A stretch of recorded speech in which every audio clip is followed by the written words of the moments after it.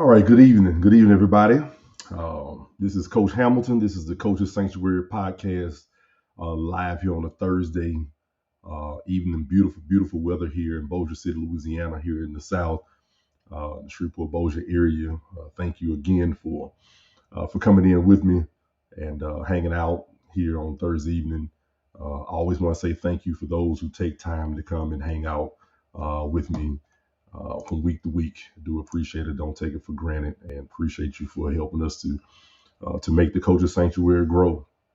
Hope we continue to be a blessing to you and sharing the content that you can add to your life and to help us be better at what we do, and that's impact young people through sport. So don't take that for granted at all. So remember to go to YouTube, to Spotify, and to go and go like uh, the page and share comments and reviews and things like that. So that's all the commercial type stuff there. So we jump right in. I'm not going to be before you long, but tonight I want to jump right into a desire to be mentored, a desire to be mentored. And it's one of those things where um, in our profession, a lot of times with what we do, and especially those that go the route, have to go through education in order to get to a point to achieve getting our degree to be a coach at the high school and middle school levels. Um, the thing about it is for us is that there's so many things that come along over time that we're not ready for. We're not trained to handle. We learn how to do lesson plans and develop lessons and things like that. But when it comes down to coaching specifically, we do sometimes miss. There's not a blueprint for some of the things that we deal with on a day-to-day basis, and we have to kind of figure it out as we go along. And sometimes people don't understand that, and that's okay. Not a problem at all. But you have shown yourself worthy of the opportunity because you did dedicate to getting your degree. You did dedicate to getting your certification, to get into the education system so that you can coach for those that are at the level that we are, that decide to do it as a career in the education field. So, but one of the things over time that for me that became a consistent staple was seeking out a mentor, somebody that can help me grow at my profession. And it has been, over time that I've been able to have, several different mentors over time. And then some certain relationships grew and lasted longer than others, some before a short time span that it served a purpose in my life. But I think one of the biggest things that I want to harp on is that us as coaches, we should have a desire to be mentors. So what is a mentor? What is a mentor? A mentor is a wise and trusted counselor or a teacher. That's what a mentor is, a wise and trusted counselor or a teacher. So you look at that when we start off being wise and trusted. Very, very important that when we seek out people that we look at to call mentor is somebody that has proven wisdom. Wisdom is the application of knowledge. So there are people who can teach and people who they can say the right things, just understand something to be able to share it. But wisdom is acting out the knowledge that you've learned over time, applying it to your life, and then building trust with having some type of results to show that you're walking in the wisdom of what you say you know. So it's important to put that out there and say that, because just because somebody's in a position doesn't mean that they're wise. Just because somebody's been doing it for a long time doesn't mean that they're wise. You can do something for a long time wrong. You can do something for a long time where you've cheated, where you've manipulated the system, where you've deceived and misled, and you still really don't know what you're doing. You're not able to share that information with conviction, because sometimes people can do things for a long time but don't do it the right way. So you got to be very, very careful who we consider to be mentors in our lives, who we choose. The next phase to it is understanding that a mentor does not seek you out.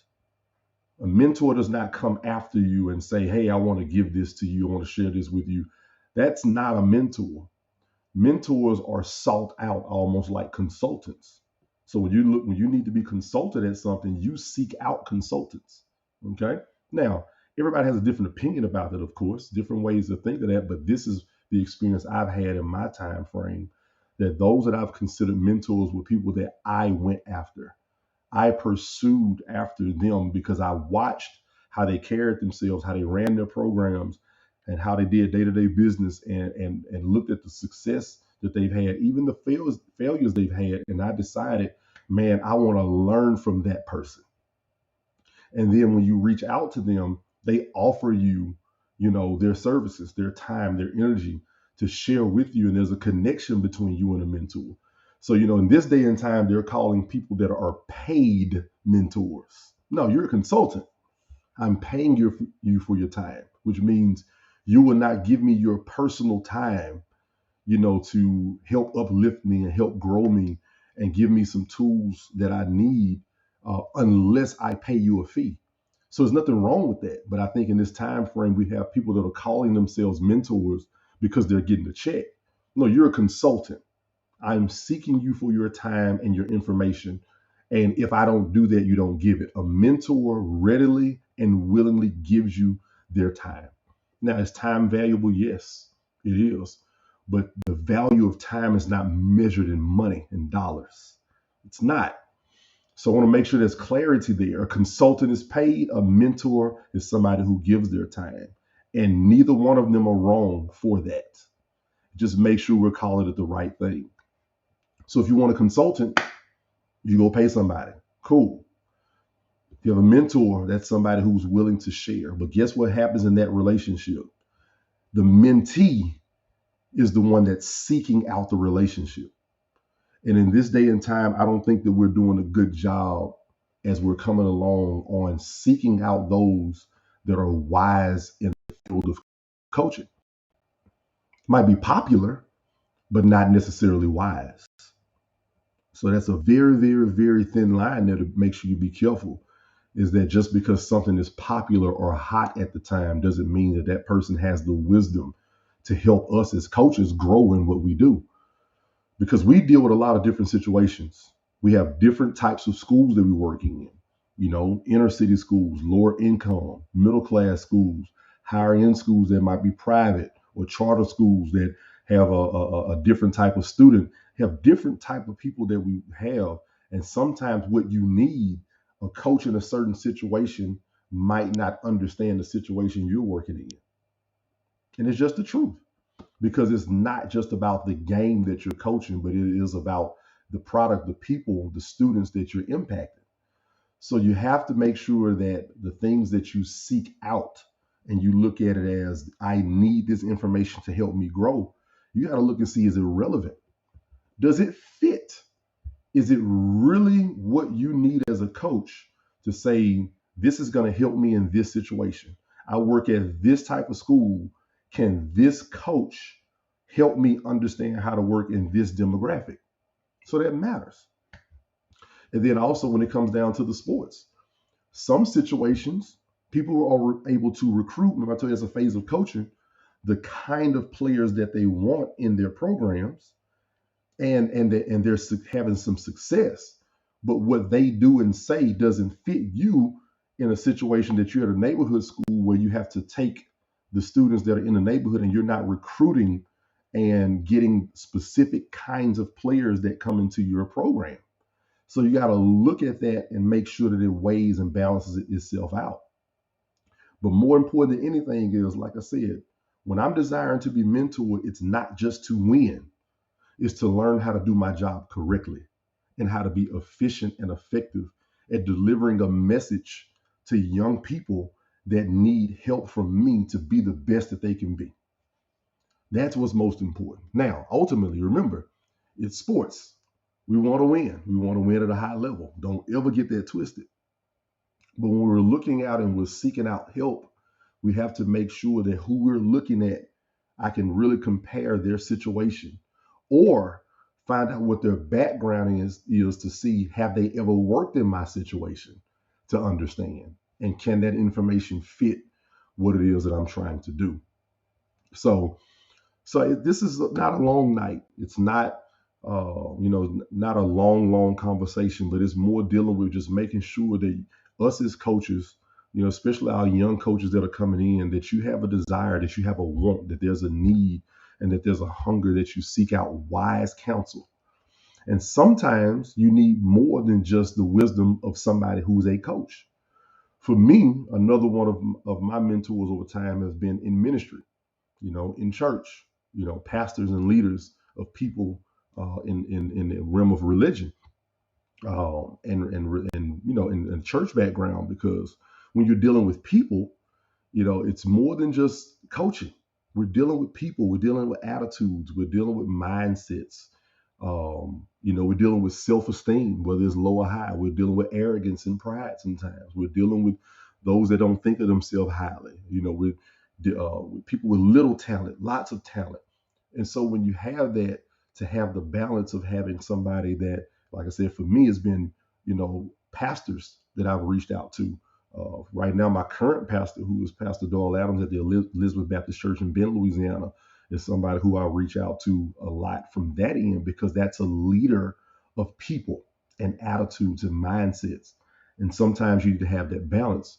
And I'll mention his name, and hopefully without getting choked up, somebody who really I grew close to over time was Coach Dave Bryant, the late great Coach Dave Bryant, who's known for his time frame at leading the boys program at Plain Dillon High School, and before that, the girls program in the early 2000s at Woodlawn High School. He died recently, here over the last year, and not having him over the last year or so, going into a couple of years, it's been tough. It has been, I've been able to pick up the phone and call him at any time to discuss anything. And he has been close to me over time, and I appreciate what he's taught me when it comes down to leading young men. I live by a lot of the things that he shared with me in personal, intimate settings. Um, it's just amazing how when I reached out to him and we started communicating, how he was just willing and readily available to share information, to share knowledge, to be able to help me grow at what I've done. And I do appreciate him. And so, like I said, have a desire to be mentored, have a desire to reach out to people, watch how they carry themselves and how they lead their programs and how they deal with people, and take the time to see if you can apply those things to your life. And look, you can't apply everything. You might talk to different people when you're seeking out information, and there might be one thing that you pull, and that's okay. It doesn't have to be every single little thing that comes from a mentor that helps you to understand what you need to do to apply to yourself, as a coach. Because in this day and time, y'all, we got to be very, very careful, because it seems like everybody want to get on the sideline, and that's okay, because we need to continue cycling in good people. But we just got to be very, very careful coming in that our motives are right. We have the right attitude. We have the right mentality, because a lot of times we can say the right things and say that we want to help kids, but then don't understand the how we should do it. And what mentors do is when you watch them, is they help you not only talk about X's and O's. And is there a place for that? Yes. There are conversations that I have with other coaches where we do talk about X's and O's. What type of offenses you run, what type of defenses you run, situations, time and score. That stuff is important. It is. So yes, you need mentors at the X's and O's. You need mentors at character development. You need mentors at how to fundraise. You need mentors at how to organize your practices. So there's not a one-stop shop when it comes down to somebody we look up to help us. Okay. I remember my first year as a varsity coach, Lakeview High School, 2008. When I came in 2007, 2008, the late great Coach Mac Braxton at Lakeview High School in Campton, legend there, only state title in 2003. I was a part of that. Very, very proud of it. I'm on the picture in the wall. So I got a chance to be around him during that time frame. I learned a lot in a short time frame that I was able to apply. But when I was at Lakeview as a head coach um, in 2008, 2009, during that time from 2007, 2008, I came in half season. I got a chance to have the pleasure of being destroyed by Coach Errol Goff at St. Thomas Aquinas, who was on the verge of his second of back-to-back titles that year, and we got steamrolled by 49. 49 points in the first round of the playoffs with the 32 seed coming into my first job. And so what I did was is after we were done, I got his phone number and said, "Hey, I need to understand how this works. I want to learn some things I saw that happen out there."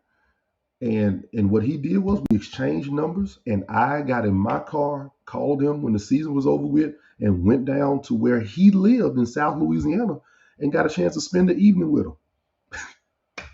That was the first of many encounters I've had over time where I was able to go and sit down with somebody at that time that was, really sought after. And over time, man, we became really good friends. We lost each other over time, and then here recently we reconnected.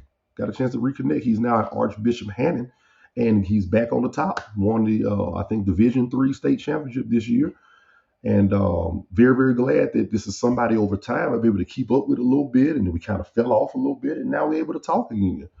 So it's always a time and season. So you just got to be open. Going to coaching clinics, buying videos, picking up the phone and calling. I've been able to call my favorite coach in college basketball is Jay Wright. A lot of what I do in basketball, I've learned through him. So indirectly, he's a mentor, but I was able to call his graduate assistant and get a packet of their whole offensive and defensive system, and get on the phone with the graduate assistant and ask questions about details. And so I consider, Jay Wright to be a mentor indirectly. Also Coach Tony Bennett at Virginia. His pack line defense is something that I've taken over time and been able to understand. Pick up the phone, call the graduate assistant, ask questions, get them to send me their information and how they do things. South Carolina, before Frank Martin left, his conditioning program. Frank Martin's team can play man-to-man, full court, crazy all game. Pick up the phone, call. So those are indirect mentorships.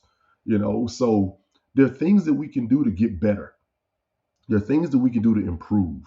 We don't know it all. All of us are stealing. All of us are thieves. We're all picking up things from different places and putting our own twist. I think the other night, Coach Coach Kenny Sykes at Booker T. Washington, we've been battling for years from the Foul Park days and Woodlawn days. Came over for a scrimmage. We're in the middle at the end of a scrimmage. We're talking about defensive rotation. That is something, that's more of a peer relationship, but it's not being afraid to say, hey, man, I like what you do.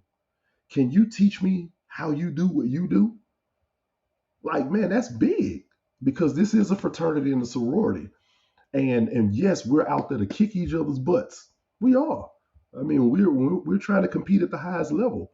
But man, when I see somebody doing something well, I'm going to ask questions. I'm not afraid to ask questions. I desire to be led. I desire mentorship. I desire to continue learning. I consider myself an older coach now. I've had to change how I do things in order to adapt to this modern basketball that we play because it's different. It's not the same. Basketball is not the same. The goal is still to put the ball in the hole, but they're doing it differently. So the way that I played defense years ago, I had to change. But that took picking up the phone and asking questions. Point Guard College. If y'all check them out, pgc.com. Great information on there. It's different avenues that we can go in order to get better. But the main thing is not the X's and O's.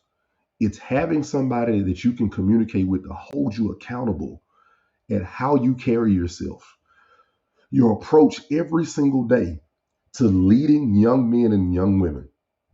People on the sidelines, they don't understand you. They see you fussing, they see us hollering and screaming and all this stuff here, but you spend hours with these children and defensive rotations and what scouting reports and what you want to accomplish. And sometimes people think you're going crazy, but it's a reason why, because you've developed relationships with those children and you expect them to do things a certain way. And that is something where mentors can help us, making sure, even my assistant coaches over time, I asked them, hey man, what you think about how I did such and such tonight? That's a peer relationship, but that's still looking at somebody who can teach me something. You know, Even with dealing with our kids, you listen to your children. There's a form of mentoring when you look at something that you can learn from your children on a day-to-day basis. So it's just an attitude, y'all. And it's just something, I know I kind of rambled a little bit, giving you different examples, but desire to be taught. That's the main thing that I'm trying to get at here. Desire to be taught, desire to be counseled. The Bible says, seek wise counsel. Desire that. Somebody that's been doing something for a long time that you respect, man, shoot, man. Even me now at almost 20 years at this, for some people, I'm a big brother now at this. And it's weird because I still seek out who can I talk to get help. So I have guys I can pick up the phone and call that I consider big brothers in the coaching profession. And I don't hesitate to pick up the phone. I have a handful of guys that I communicate with, and I ask questions to this very day. And what's happening is I look at them as big brothers, but they turn around and what they've done is now the relationship is more peer now. Now they bounce things off of me and ask me questions. I'm looking at them like, dude, you the man. But, I've earned some respect over time. And I appreciate that. I really do. And I don't take it for granted. But desire to be led, desire to be taught, desire to be counseled. Go after and seek somebody that can help you get better at what you do. As long as I do this, I'm going to pick up the phone and call somebody for help. Always. I'm never going to think I have it all under control because that's not possible. I'm going to call my pastor. I'm going to call other coaches that I can reach out to. Sometimes even former players that have played professional ball have access to that I can call and ask questions from a player's perspective, to understand today's kids. So, so thank you again for hanging out. Like I said, just didn't come here to stay along and drag out a lot of time, but just to have a conversation and just to put something on your mind. Seek out, go, desire to be led, desire to be counseled, desire to be taught, to be mentored, so that our children can keep getting the best quality of leaders that they can. Okay, we're servant leaders. We're here to serve our young people. Go seek out help on how to be a better servant leader and to make sure that we have somebody that's holding us accountable for how we do business on a day-to-day basis so our children can be helped achieve their goals and dreams and be prepared to be husbands, mothers, fathers, wives. All right. Love you all. Thank you as always. Remember, go to YouTube, go to Spotify, go follow the social media pages, like and share, all of that stuff, that we're saying now on, social media. So thank you so much. Enjoy the rest of your evening. I know there should be here locally jamborees going on and college games and playoff football is starting. Thursday night football, NFL, man. So y'all enjoy yourself, enjoy time with your families, and bundle up. It's getting cold out there, and looking forward to the next time. Seeing y'all next week. All right. Thank you very much. The Coach's Sanctuary.